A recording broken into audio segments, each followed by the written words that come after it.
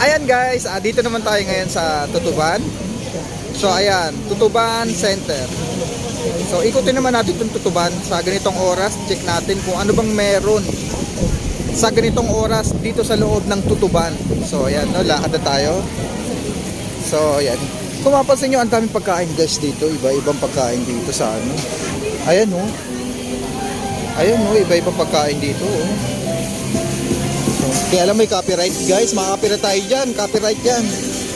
So ayan, unli rice, unli gravy, unli soup. Ayan o, 99 pesos lang. Unli gravy, unli rice, unli soup. Ayan guys, oh, 99 pesos. Kaya lang may copyright dyan. Parang ayoko naman vlog dito guys. Kasi ang daming ano, mga music. Okay pa to mga libre ng palagay. Hindi tayo maka-copyright dito. Pero kanina may music eh. Baka maano tayo dun eh. Baka ma-copyright tayo dun.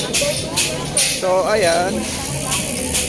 Pwede pala pagalawin tong, pwede pala pagalawin tong bilog-bilog na to. Hanggang dyan lang yung limitasyon niya oh. So ayan. Pero gusto ko sa baba. Ayan. So ayan. So the new Tutuban night market. So night market guys, kahit gabi pwede kayo dito mag-market. Ito yung mga paninda dito, as usual, ganun pa rin. Kagaya ng mga nakikita natin sa ibang lugar. Pero syempre nag-set up na sila dito kasi ang talagang magandang aurahan dito is gabi.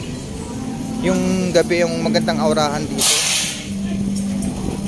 Ayan, set up na sila. Kaya lang ang dami music guys. Parang ang hirap pag-vlog talaga dito. Nahirapan tayo. Kasi biroy mo, magbablog ka ng ilang minutes tapos may music, di ba? Pero maganda rito oh. Ayan no. Ayan no. Ito ako magsasabi eh, matik na yan. Nasa daanan ako. May mag-vlog dito, di ba? Hindi naman ikaw yung kinukuhanan ko. Ba't kailangan ko pa magsabi sa'yo na ano, na hindi naman kita tinututukan ng camera. Nakapagod pala mag-vlog ng naglalak. Ay, may music na naman oh. Mahirap guys. Bye.